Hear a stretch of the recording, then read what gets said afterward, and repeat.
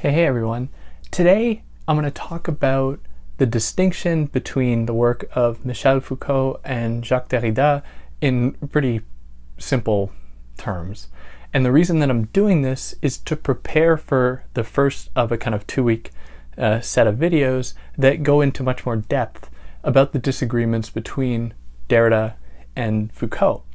Specifically, I'm going to be looking at the way that Derrida interprets Michel Foucault's treatment of Descartes, and then following that, Foucault's response to Derrida. So stay tuned for the first of that this coming Saturday. Now, before jumping into it, if you want to follow me anywhere other than here, you can find me on Instagram at theory_and_philosophy, where you can see mostly pictures of my cats, if you're into that. If you're listening to this on YouTube or watching this on YouTube, you'll be able to find it in podcast form where there shouldn't be any ads. If you're listening to this in podcast form, you can find the video on YouTube. If you want to help me out, like, share, subscribe. If you're new here and you want to know why you should subscribe, I explain philosophical texts in a accessible and I think pretty fair way, and you'll be able to see new videos every single week, and that would be cool because I'd like to have you back, and then we can discuss and you can share your ideas, and I'd like to hear it. And on that note, I see everyone's comments, but there's too many for me to respond to all of them, so I do read them, but unless it's like I can just give like a quick response, I often don't because it's way too much. But yeah, so like, share, subscribe. If you want to help me out monetarily, you can do that via Patreon or PayPal. And on that note, I don't want to waste any more of your time. Let me explain, at least in my mind, the key differences between the work of Michel Foucault and Jacques Derrida. So we can think of the distinction between Derrida and Foucault as a distinction between an interest in textuality versus discursivity or discourse. Quite simply, we know from Derrida that there is nothing outside of the text. Like, that's one of his really famous sayings, that everything is text. And that means that therefore, if we are engaging with anything, we are engaging with textuality. Now, what he means by that, and I've done quite a few videos on this. I've done an episode on Derrida's idea of deconstruction, which would probably be helpful here, and a few videos on structure, sign, and play, and of grammatology, all of which will help you understand what he means by the text and what the text means for him in history.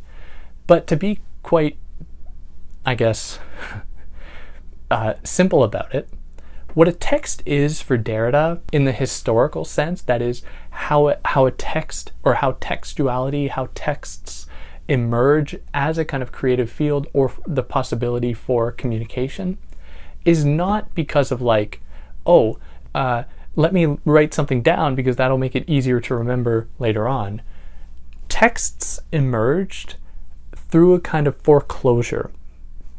That is, they emerged into incarceration to some extent. And I'm just using that term. Don't think of it in the Foucauldian sense. Think of it in a kind of almost a Freudian sense. It was born into repression. Now, what does that mean? Well, in the history of philosophy, going all the way back to Plato, Derrida traces a certain resentment of texts, of writing, because writing was seen as a way to kind of circumvent meaningful dialogue in which there were stakes. Like, if you were having a debate with someone with your own words, you had to think about immediate responses. You had to be responsible for your immediate responses. Whereas with writing, you could remove yourself from debate, from discussion, to give yourself time to think about something, which didn't foster a kind of meaningful engagement. It was removed from the reality of communication, of dialogue. And so because of that, texts were given a kind of negative status in the history of philosophy. Now, I'm not going to go into how he does this, but Derrida, well, what he does is reverses that kind of suggestion to say that, in fact, it seems like writing originates, at least how writing is constructed within this kind of historical philosophical imagination. That is, it removes us from immediate communication, it removes us from presence. That seems to be, in fact, the original instance of all communication, where communication is itself, be it verbal or I guess what else, through any other kind of communication, is in itself a kind of distancing between two people, between two ideas. So when we communicate, it's not as though like two souls are put on top of one another perfectly and everything is perfectly understood. There's always going to be something lost in translation. Even two people speaking the exact same language will never understand each other in exactly the same way as the person meant themselves to be understood. And that is just a condition of all language. So if, in order for me to engage as a linguistic being, as a being with language, what I'm essentially saying is that I have made the world simple enough in order to communicate it. So if I wanted to talk about a tree, I don't carry around with me a bunch of pictures of like trees or different kinds of trees or anything. I just say, a tree was on fire, for example, and I leave it up to the person hearing me to fill in the blank of what the tree was like. But when I use that term tree, I'm not specifying. Am I talking about evergreen, pine tree, willow tree? Who knows? So what is happening is there's a constant loss happening in verbal communication that limits the potential for absolute understanding. Now, Derrida says that this is exactly how writing is admonished, or how it is kind of characterized and therefore repressed because of that. So Derrida says that this way that writing is constructed seems to really resemble the way that all communication really is. So he says that in this binary between writing and speech, where writing is repressed, in fact, writing, in the way that it is repressed, actually seems to precede.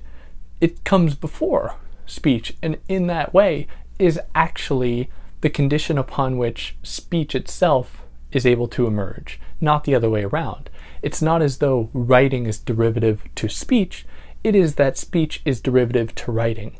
So that's what deconstruction, to be quite simple about it, is to him. That is, if we're dealing with a binary, what he comes to show through deconstruction is that the term that is believed to be kind of repressed is actually the kind of original condition for the binary itself. So in this repressive moment, what we see is the emergence of an appreciation of logocentrism.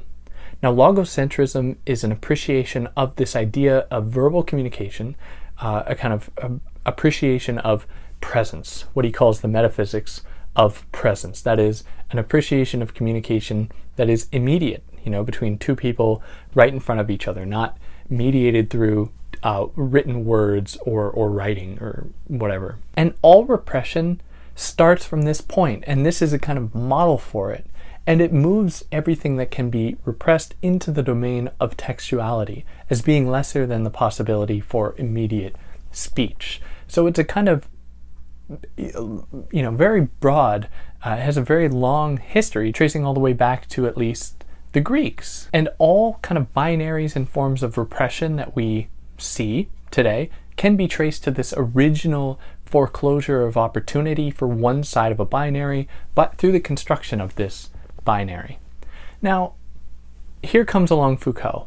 And if anyone's familiar with Foucault, you'll know that Foucault is interested in history. Foucault is very much interested in institutions. Foucault is very much interested in the emergence of various forms of power that close off opportunities for certain people, for certain knowledges, in order to proffer up a kind of the idea of a dominant discourse, or the idea of a more valuable discourse. So in his discussion of the prison, what we see is a certain logic of incarceration, of carcerality emerge, not because of a broad, long historical condition of all humanity since the time of the Greeks, or like in the Western tradition. What we are seeing instead was the emergence of a specific moment That is how, at a specific moment in this history, these logics emerged. Not necessarily as a kind of scientific break from what came before it.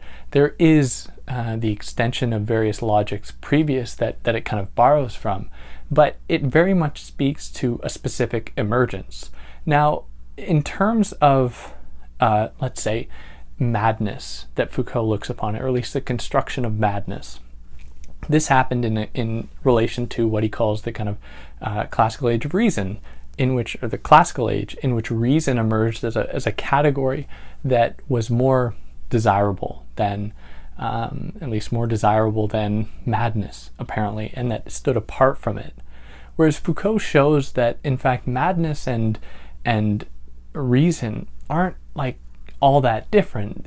The only way that madness actually gets kind of subordinated is through the establishment of various institutions that keep this logic going. That is, they repress, incarcerate, institutionalize some knowledges as opposed to others, which is kind of the scene for the disagreement between Derrida and Foucault. So without going too much into that, because that'll come out in the next couple of weeks, what I just want to emphasize is the way that Foucault looks at various histories. He looks at the way that specific terms operate within a certain economy of power, within a certain economy of institutional pouvoir, institutional power that can't necessarily be dissociated from humanity or abstracted from it, like in the way that Derrida talks about a more abstract move toward logocentrism that represses all following forms of textuality. So Foucault, to put it quite simply, is interested in specific moments in which there were massive changes in the way that people organize and form themselves, whereas for Derrida, he's really interested in this original moment, that is, with the emergence of logocentrism, and how that conditions all possible repressions to follow it. And that is where we get the difference between textuality for Derrida, that is describing a more abstract category of textuality that emerges following the emergence of logocentrism, versus discursivity, that it wants to look at histories, various histories, how they are constructed within a certain notion of historicity, and how historicity comes to play within a certain dynamic of power relations and knowledge production that allows some knowledges to be constructed as dominant and primary and more legitimate than others.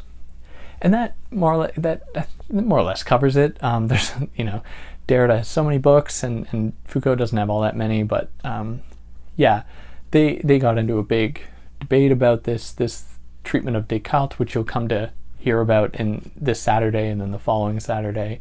It led to them not speaking for a long time and having various disagreements. But it's a super interesting discussion, and I hope that I'll be able to do it justice. So yeah, stay tuned for that, and I'll catch you next time, and check one of these sites for another video, because who doesn't want more of this stuff? Take care.